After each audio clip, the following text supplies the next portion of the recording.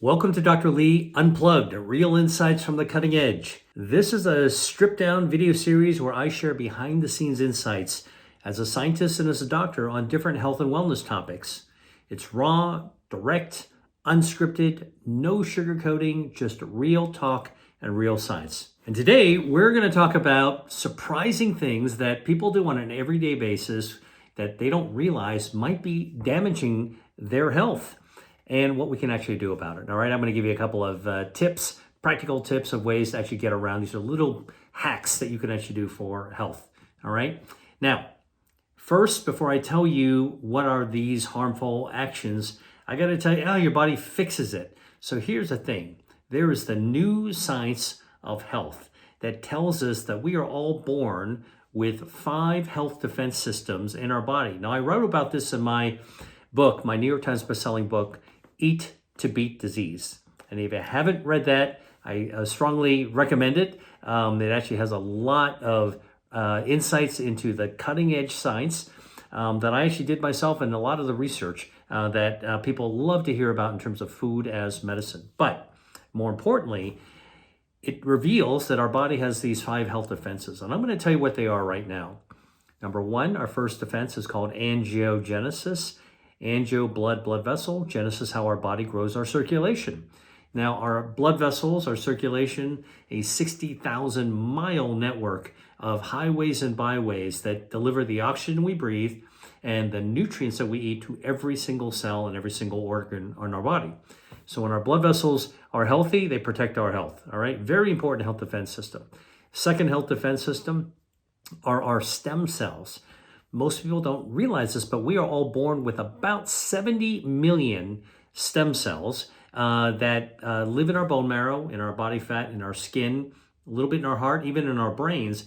And these stem cells are called out like bees coming out of a hive in order to be able to heal and repair us from the inside out. So we actually can't regenerate like a starfish or a salamander, but we can actually regenerate and repair and heal ourselves from the inside out using our stem cells. Very, very important as a health defense.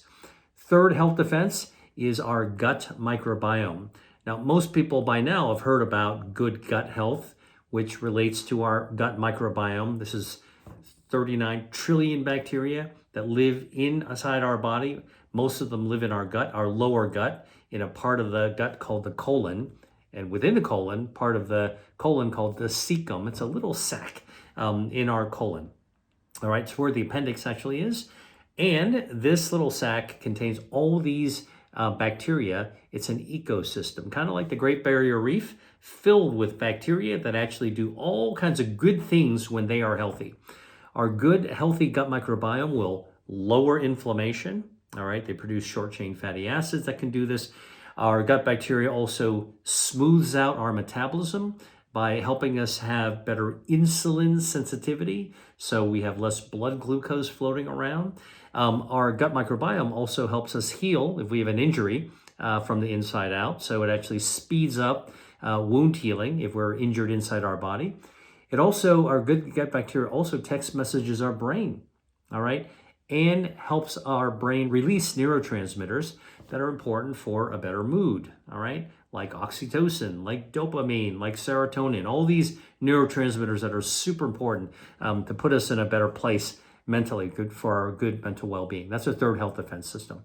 Fourth health defense systems are DNA.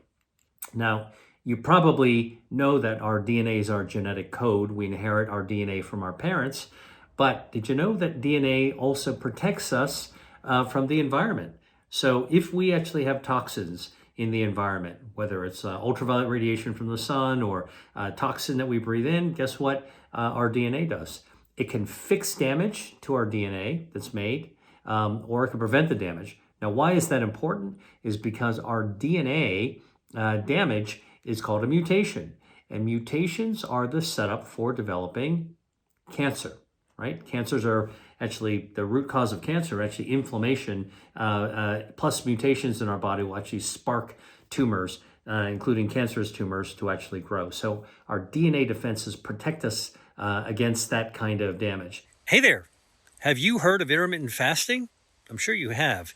It's not what you eat, but it's about when you eat.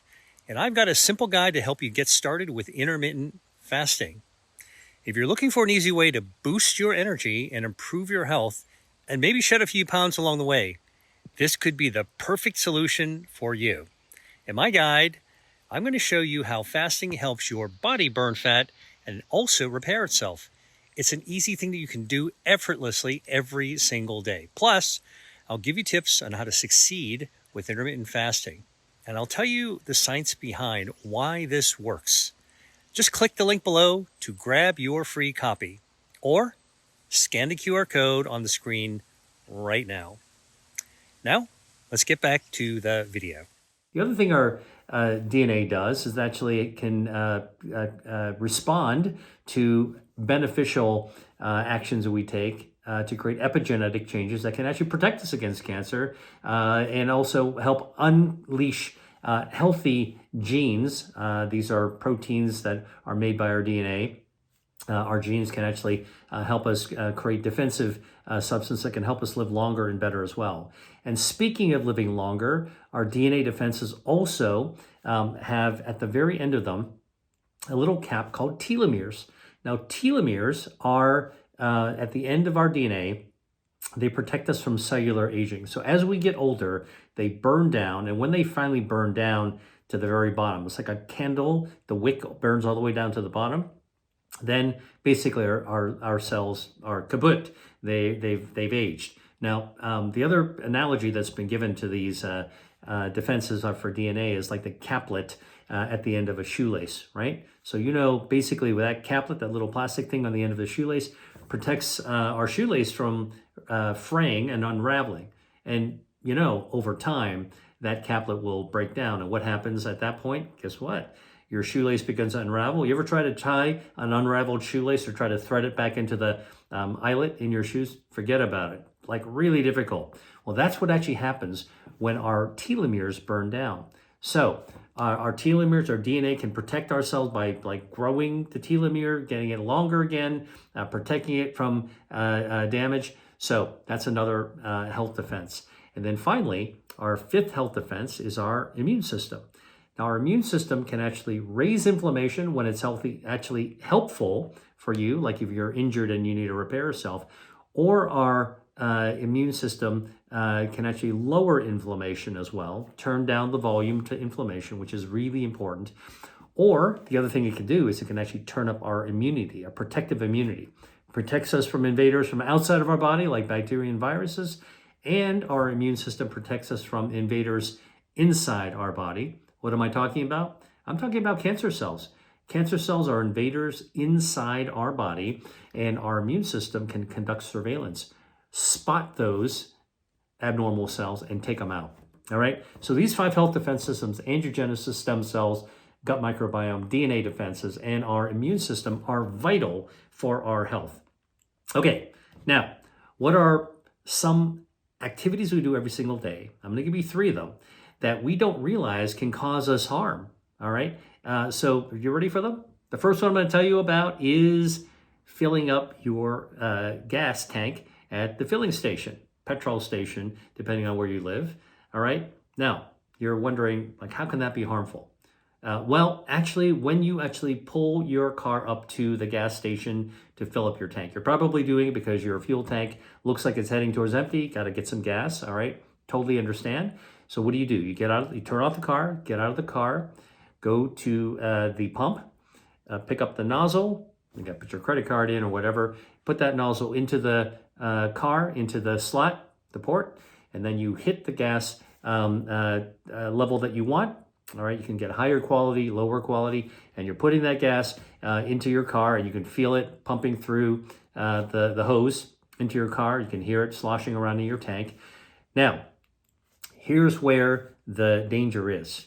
If you can smell the fumes of the gasoline, guess what? You are breathing in a solvent, and that solvent in your lungs can damage DNA inside your lungs. So if you're filling up your car with gas and you can smell the gasoline leaking around the side of the port or coming out of the pump, all right, that means that you're actually breathing in that toxic vapor. it can cause a mutation in your DNA, and that is a terrible thing to have DNA damage in your lung. Now, you might think perhaps that'll actually set up for lung cancer.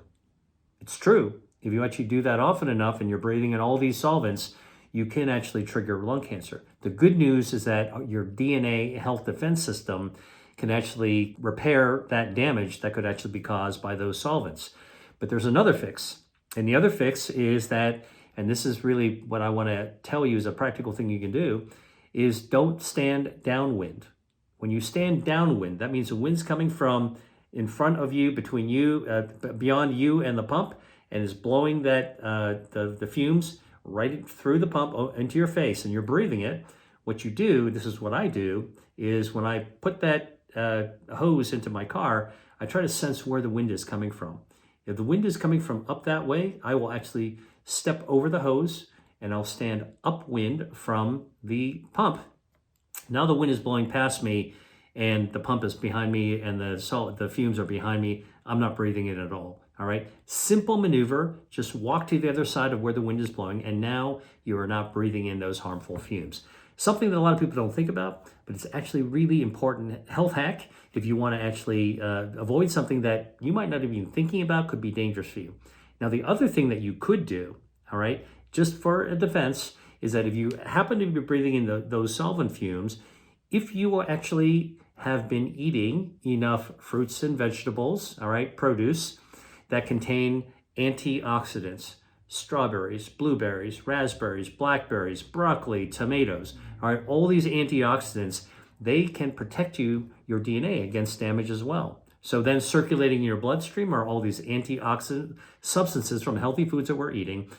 Even though you might be breathing some of these fumes, guess what? You've put a shield in there inside your bloodstream to protect you a little bit, and anything that sneaks through that damages your DNA, guess what? Your DNA health defenses will fix it again. So another reason to actually use food as medicine, just as protective, it's kind of an extra shield to protect you against fumes that you might be breathing that could damage your DNA, and you wouldn't even know it. All right? Are you ready for the second thing that you might be doing that you think is healthy that actually could be not so healthy for your health? Guess what? It's drinking bottled water. Now, wasn't so long ago where we told everybody, drink bottled water wherever you're going, all right? If you're working out, if you're going on vacation and it's really hot, go to the beach. If you're at a concert, if you're at an outdoor event, anywhere where, you might actually be dehydrating yourself, make sure you stay hydrated. Now, that hydration part is still true, but what is new is the danger comes from drinking water, or frankly, any liquid, any beverage, juice, fruit juice, iced tea, iced coffee, out of a plastic container, because we now know that these plastic containers actually shed microparticles, microplastics, right into the liquid, into the water that we're drinking, right? Now, then when we drink the water, all right, or whatever, the beverage, we are actually ingesting, consuming all those microplastics. Now, why is that bad? Well, recently we've discovered that these microplastics, and some people estimate that we consume up to a credit card's worth of plastic into our bodies every week because of how much we're surrounded by plastics. Maybe it's more, maybe it's less. It doesn't matter if that's the right amount or not. What we now know from autopsy studies and from surgical samples, is that the microplastics can accumulate in our body. So we know from studies done by neurologists that and cardiologists that in fact microplastics can stick inside the lining of the blood vessel. And in fact, if you've got microplastics stuck inside your blood vessels, it increases your risk of stroke and heart attack by 4 times, all right, 4-fold. We also know from urologists who are doing surgery on the penis that they're actually finding microplastics embedded into penis tissue. Reproductive medicine doctors are finding that microplastics are even found in human semen. I don't know how it gets there, but somehow it works its way into your testicles, into your semen. We've also found at autopsy studies looking at human brains that microplastics are found inside the brain as well, and they cause inflammation. How much microplastics are found in the brain? Well, a recent study actually looked at the amount of plastic in the brain. You could actually measure the plastic on a scale, and they found it was about the amount that's found in a plastic spoon, just dispersed throughout the brain. Now, imagine that. It's not what you want. Plastic causes inflammation. The last thing you want, if you want to live well and live long, all right, a lot of people are thinking about longevity these days. You don't actually want to have inflammatory plastic in your brain. Got some brain fog? Ask yourself, when's the last time you drank out of a plastic bottle? All right. Now, doing it once in a while probably is not going to be that damaging, but think about the number of water bottles we've actually consumed water on over the years. All right. Now, our body clearly can get rid of some of the plastics. All right. But we don't understand how it does it yet. That's an area of active research. I'm just telling you, we don't know. I'm an honest scientist. A scientist will tell you when we don't know something. So we don't know exactly how the body gets rid of microplastics, but that is something that you definitely don't want to do whenever you can avoid it. Hey there, it's Dr. Lee. I share a lot in my YouTube videos, but sometimes we need a deeper, more personal dive into how food can be used as medicine. And that's why I created my Eat to Beat Disease course. You'll have me as your teacher and guide to unlock the full potential of food that can be used to boost your health. My course is packed with the latest science and practical strategies. It's all designed to be easily followed and something you can start using right away. So whether you want to prevent a disease or fight a disease or just optimize your health for longevity, my course has got you covered. So if you're ready to make a positive change, click on the link below or scan the QR code on the screen right now. I can't wait to see how you're going to get started to improve your health using food. Now, back to the video. And so here's what I'm telling you. Doing something healthy that you might do all the time, which is drink water to hydrate, which is a good thing. You don't want to be doing it out of a plastic water bottle, all right? So how do you actually avoid that? Well, one thing that you can actually do is to drink out of glass. So if you buy bottled water, get it out of a glass, all right? It's heavier, it can break, or better yet, you can get a thermos, all right? It could be a metal thermos, but it might have glass on the inside or it might have metal on the inside. That's the best container to fill up. Just make sure you're not filling it up from another plastic water bottle, so you're actually just putting microplastics in your thermos or your bottle you're bringing with you, all right? Drink water or other beverages from glass, not plastic. And by the way, this is true if you're drinking tea or coffee as well, iced tea or iced coffee. Now, I actually tell people that there's the holy trinity of 3 healthy beverages: water, tea, and coffee. And if you have those, whether they're hot or they're cold, don't have them out of plastic, don't have them out of styrofoam, all right? Don't have them out of a plastic cup. Make sure you get it out of a mug, a ceramic mug, glass, or metal. That's the best way to avoid microplastics. All right, you want the third one? Ready for the third? Thing that we do often that we don't realize could be actually causing harm. That's nuking starches in our microwave. Nuking a starch in our microwave. Now, look, here's something you might do. You cook some pasta. I like to cook and I like to make pasta. Let's say you have some leftovers and it might have some really, really healthy tomato sauce that you have on it, and you put it into a container, all right, and you're gonna nuke it. It's in the fridge overnight. You're going to nuke it the next day to heat it up. Well, number one, you don't want to be nuking in a plastic container. All right, that's no good. That plastic container, you shouldn't even store it in a plastic container, will leach microplastics. Number two, if you've got a starch like pasta, or another example would be pizza, like a pizza crust, if you nuke that, the high temperatures of the microwave will actually convert the starch, all right, which is a carbohydrate. The heat is going to be so high, it'll convert it into a polymer, which is a plastic that when you eat, now you're eating a plastic. And what that does is that when you're eating that stuff, your body has a hard time getting rid of these. In fact, they accumulate, these particles can accumulate in your body as something called AGEs, advanced glycation end products, all right? And they're called end products because your body doesn't know how to get rid of them. So you ever nuke a slice of pizza in a microwave, right?